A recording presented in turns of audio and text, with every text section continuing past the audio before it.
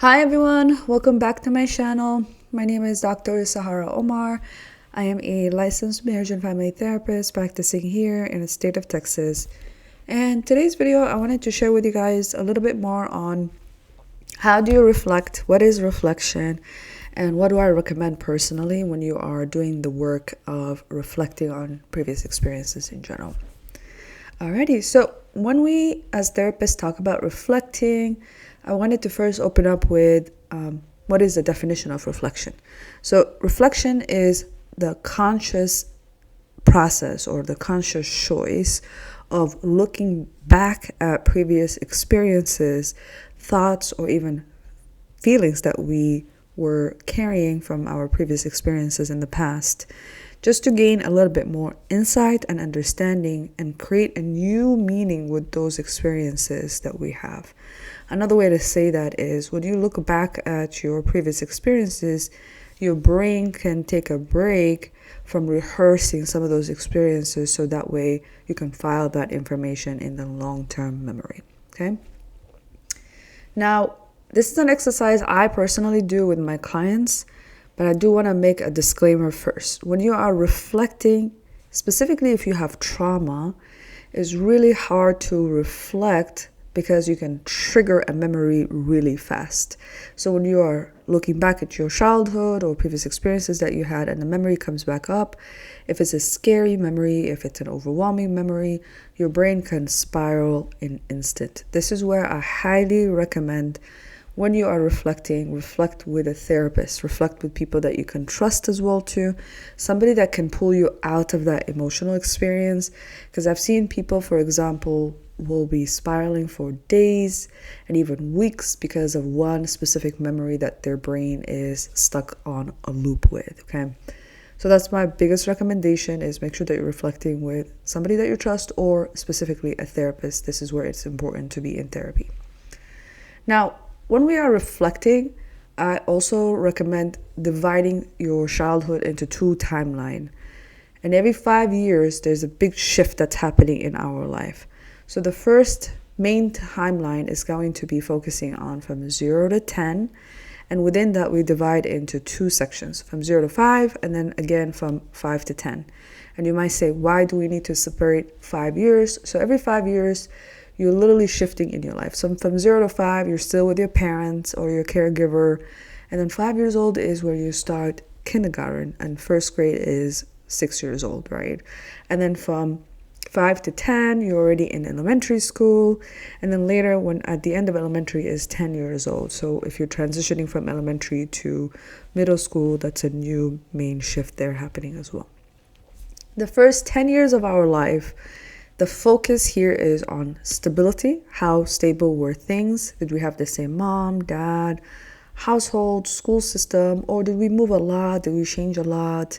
I work with military families. For example, military families' biggest struggle is lack of stability.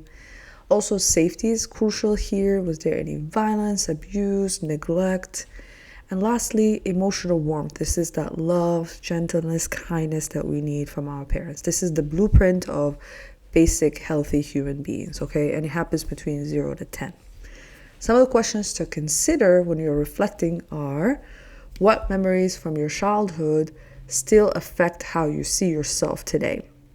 Also, when you were upset as a child, how were your emotions usually handled by your parents? What did you learn about love, safety, worth, specifically self-worth during these years? What experiences made you feel most seen or valued or even rejected by your caregivers? And then the last question to sit with is, if you could speak to your younger self from this stage that you're in right now, what would they need to hear the most? How would you comfort them, essentially? How would you let them know what they went through is not their fault, for example? Okay, so that's the first 10 years. And then the second 10 years, usually, again, same thing. It's going to be every 5 years or so. But the focus here is going to be on identity formation, like who you are as a person, a sense of belonging in a bigger community or group of friends, and then also your relationships with people as well too, the connections that you're making, the one-on-one interactions that you're having with people. So from 10 to 15, that's elementary school, and then middle school, and the middle school ends around 14. You're starting around high school, which is 15 or so, and hopefully you're done by high school when you're 18, but still you can push it to 20 because a lot of people are still living at home or going to college. Their identity is still in the mix there as well too. Now, here are the other 5 questions that I usually pose to my clients. Who were you trying to become during these years? So are you like a jock? Were you trying to be like an emo kid? Were you a popular kid? Were you the quiet child? Like, what were you in school? Like, what group did you belong to? What insecurities or pressures shaped how you view yourself, how you interact with your own self as well too, like how you speak to yourself, right? So if you were bullied, for example, there's going to be a lot of insecurity there. What relationships had the biggest impact on your confidence or even your identity as well too? I had a client a while back that said one of his most memorable experience is his coach. He spoke to him like the first time as a human being in his entire life. That coach had a huge impact in his life. Another question to explore is, how did you cope with emotional pain or stress or loneliness during this stage of your life? Teenagers have the highest rate of self-harm in the developmental stages, for example, because of pain, right? So a lot of times there's a lot of rejection that they experience, or isolation or loneliness. So how did you cope, right? Did you play music, for example? Did you paint or draw? Were you artistic in that way? Or did you harm yourself, like engaging with self-harm behavior?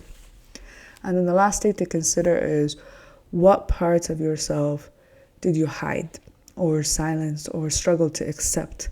Or what secrets did you learn to keep for yourself because household was not safe or people did not even check in on you?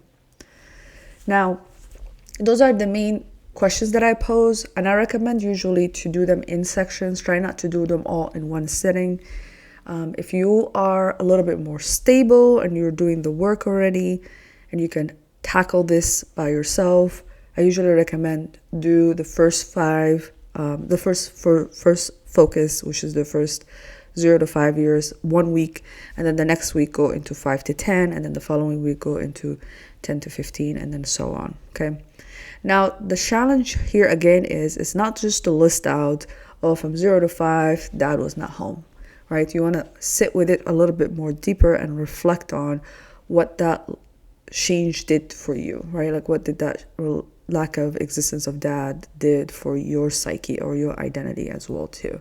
So don't just list out the fact of what was happening, also sit with how you felt about it and what did you learn from it as well too.